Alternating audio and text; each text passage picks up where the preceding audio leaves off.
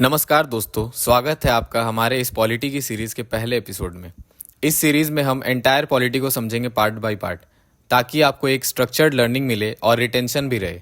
आप वीडियो को देख के नोट्स बना सकते हैं या फिर हमारे टेलीग्राम चैनल पर जाकर नोट्स डाउनलोड कर सकते हैं। इस सीरीज़ को बनाने के पीछे का मेन रीज़न है एग्जाम कंडक्टिंग बॉडीज़ का पॉलिटी की तरफ एक्सपोनेंशियल डेविएशन। तो इस वीडियो को हम 3 सेक्शन में डिवाइड करते हैं। पहला द कंपनी रूल, दूसरा द क्राउन रूल, तीसरा the making of the constitution.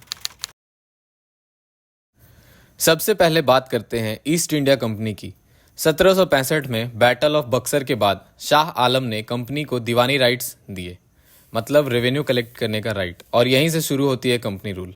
सबसे पहले आया रेगुलेटिंग एक्ट, जो 1773 में लागू हुआ। ये एक पहला अटेम्प्ट था ब्रिटिश पार्लियामेंट का इंडिया के अफेयर्स को कंट्रोल करने का। गवर्नर ऑफ बंगाल को गवर्नर जनरल बनाया गया और मद्रास और बॉम्बे उसके अंडर आ गए। सेंट्रल एडमिनिस्ट्रेशन की शुरुआत यहीं से हुई। साथ ही पहली सुप्रीम कोर्ट बनी फोर्ट विलियम्स में। इसके बाद आया पिट्स इंडिया एक्ट, जो कि आया 1784 में। इसमें डुअल सिस्टम इंट्रोड्यूस हुआ, मतलब कॉमर्शियल मैटर कंपनी के अंडर और पॉलिटिकल मैटर्स क्राउन के अंडर।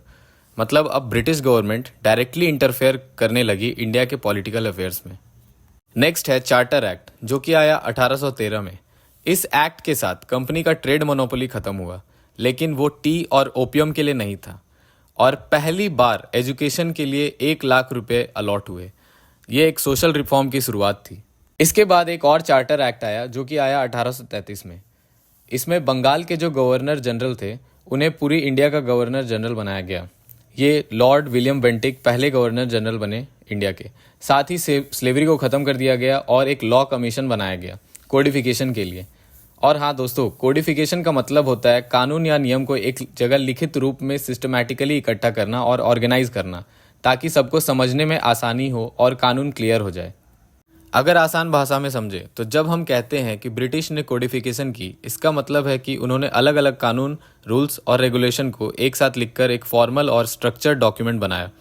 इससे पहले कई कानून या तो अलग अलग जगह थे या मुख्य तौर पर अनरिटन थे, जिससे समझना और लागू करना काफ़ी मुश्किल होता था। इस प्रोसेस से एक ऐसा सिस्टम बना जो सबके लिए समझना और फॉलो करना आसान था, और ये ग्राउंड वर्क था जो आगे चलकर भारत के कॉन्स्टिट्यूशन बनाने में मददगार साबित हुआ। इसके बाद एक और चार्टर एक्ट आया, जो आया 1853 में, जिसमें लेजिस्लेटिव और एग्जीक्यूटिव पावर्स को अलग कर दिए गए और पहली बार सिविल सर्विसेज के लिए ओपन कंपटीशन का आइडिया इंट्रोड्यूस हुआ। एक बात याद रखिएगा दोस्तों, कंपनी रूल के एक्ट्स एक एक स्टेप में इंडिया में गवर्नेंस का फ्रेमवर्क बनाते गए, जो आगे चलकर कॉन्स्टिट्यूशन के लिए एक ग्राउंड वर्क बना। अब आगे चलते हैं दोस्तों सेक्शन 2 की तरफ, जो था क्राउन रूल, जो शुरू हुआ 1858 में और चला 1947 तक। 1857 के रिवॉल्ट के बाद कंपनी रूल खत्म हुई और शुरुआत हुई क्राउन रूल की। इसमें सबसे पहला एक्ट है government of India act 1858। Power company से क्राउन को ट्रांसफर किया गया और गवर्नर जनरल अब वायसराय बन गए और सेक्रेटरी ऑफ स्टेट अपॉइंट हुए। ये थी डायरेक्ट ब्रिटिश कंट्रोल की शुरुआत। इसके बाद आया इंडियन काउंसिल एक्ट, जो आया 1861 में। रिप्रेजेंटेटिव इंस्टीट्यूशंस की शुरुआत हुई यहाँ पे।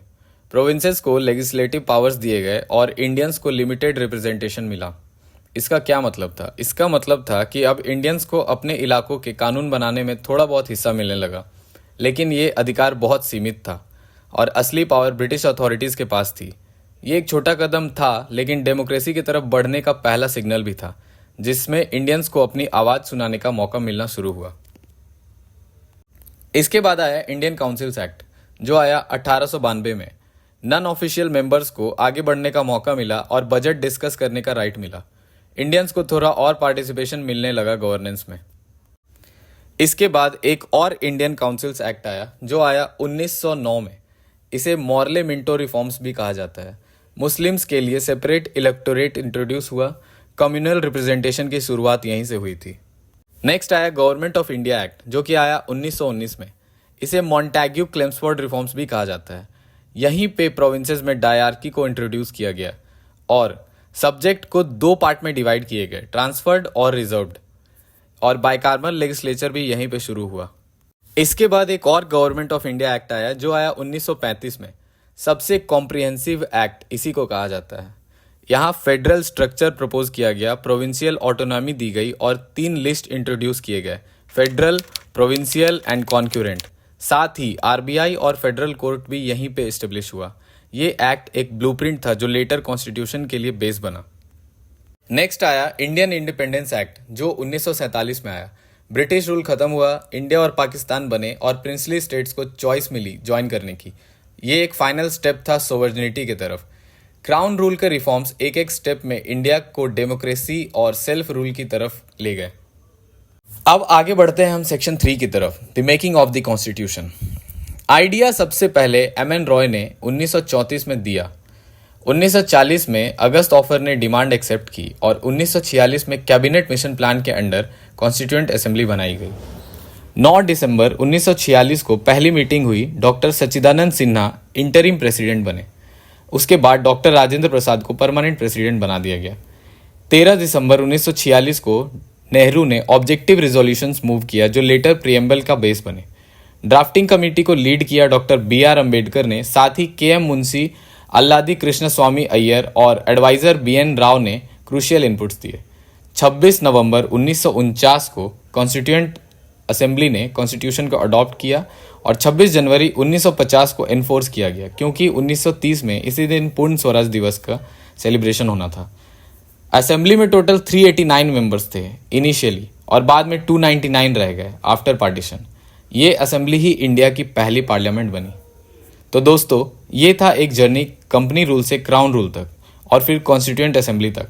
हर एक्ट, हर रिफॉर्म एक ब्रिक था जो मिलकर भारत का कॉन्स्टिट्यूशन बना। अगर आपको पार्ट 1 समझना है तो ये एक बैकग्राउंड जरूरी है, क्योंकि बिना कहानी के स्ट्रक्चर समझना मुश्किल है। ये था historical background of Indian constitution. हम लेके आ रहे हैं पॉलिटी की सीरीज जिसमें हम एंटायर पॉलिटी को समझेंगे part by part. Her video एक लॉजिकल सीक्वेंस में होगा ताकि आपको क्लैरिटी और रिटेंशन दोनों मिले। अगर आपको ये ब्रेकडाउन पसंद आया तो वीडियो को लाइक करो, शेयर करो और चैनल को सब्सक्राइब करना मत भूलना। नेक्स्ट वीडियो में हम प्रियम्बल के बारे में बात करेंगे। तब तक के लिए जय हिंद।